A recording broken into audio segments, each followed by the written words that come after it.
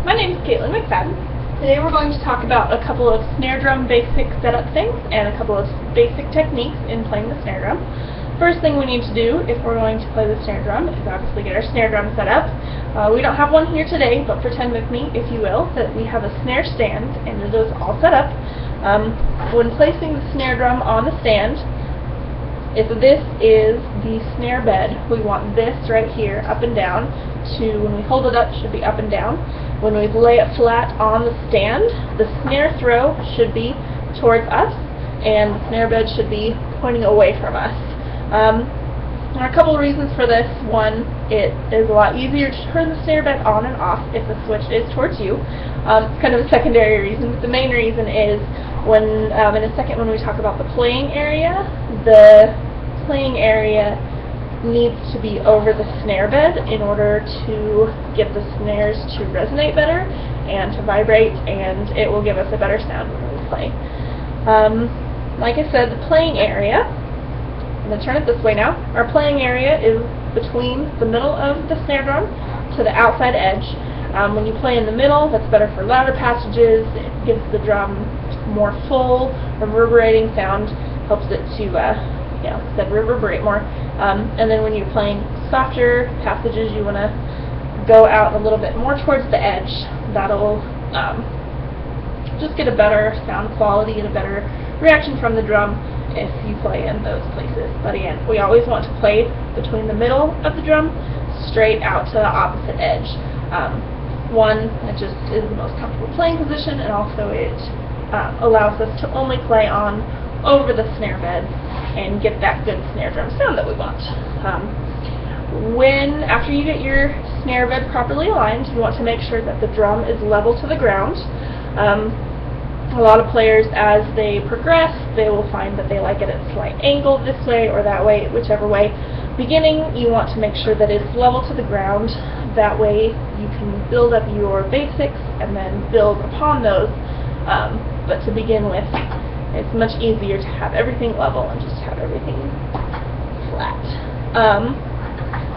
To determine the proper height for you as a student of your snare drum, you will stand up straight in your proper snare drum position, which you want your feet about shoulder width apart. You want to make sure you have a pretty solid foundation and a solid base.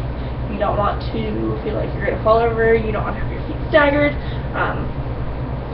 You want to have a straight back, stand up straight, have good posture.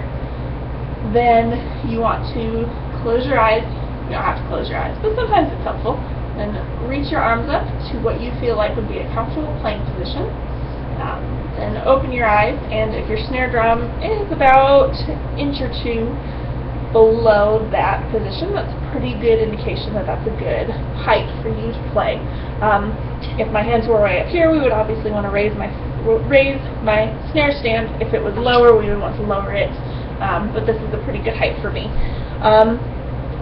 As far as holding the sticks goes, you want to grasp your sticks about 2/3 of the way down. You don't want to choke up. That's not going to give you a very good bounce on your sticks when you play, and you don't want to choke back on the sticks. That will not give you very good control over your sticks. So, like I said, about 2/3 of the way, and again, adjust as you grow in your skills and find out what works best for you. This is where we're going to start. We're going to create what's called a fulcrum between your thumb, pointer finger, and middle finger. And this is going to be basically the hinge of the drumsticks, the hinge that the drumsticks are stuck in, I guess, for lack of a better term.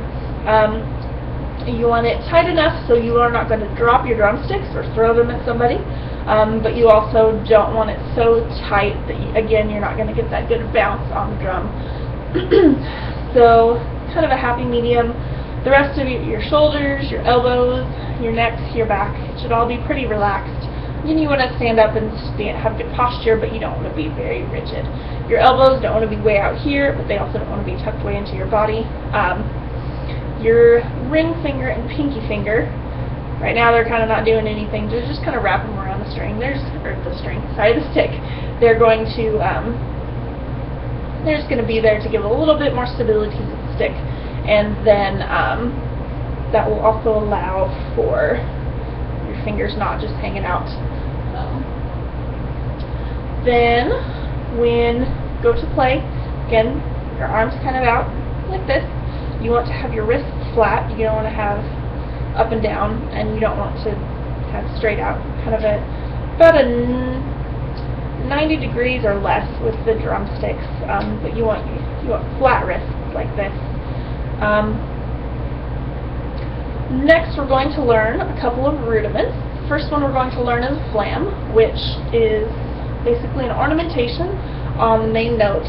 It's basically like a grace note. I mean, it's very similar to the main note is going to be a forte note, just like that.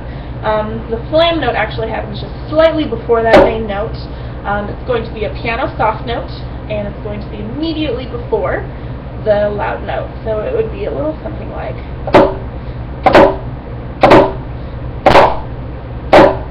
And again, if you're having trouble doing that, just practice it really slow. So, pop loud, pop loud, pop loud.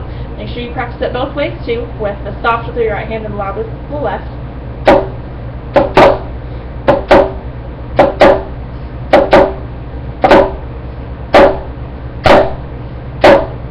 And that's the basics of a flam.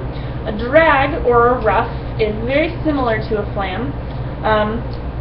In this ornamentation, in this rudiment, is going to be 2 soft notes in front of 1 loud note. It's very similar to a flam, but you're just adding another soft note. The soft notes will both be with the same hand, so it'll be soft, soft, loud, right, right, left, or soft, soft, loud, left, left, right. Again, that's a little bit slower. If you're having trouble with it, separate it even more. Soft, soft, loud, soft, soft, loud, soft, soft, loud. Speed it up, and then keep working those up. I'm going to learn one more rudiment. It's called the 4-stroke ruff. It is another name for the basic ruff is called a 3-stroke ruff. So this one, as you probably could figure out, we're just going to add another stroke. It's going to be 3 soft notes in front of 1 loud note. In this particular ruff, though, we will alternate hands. So it'll be soft, soft, soft, loud, right, left, or oppositely, soft, soft, soft, loud, left, right.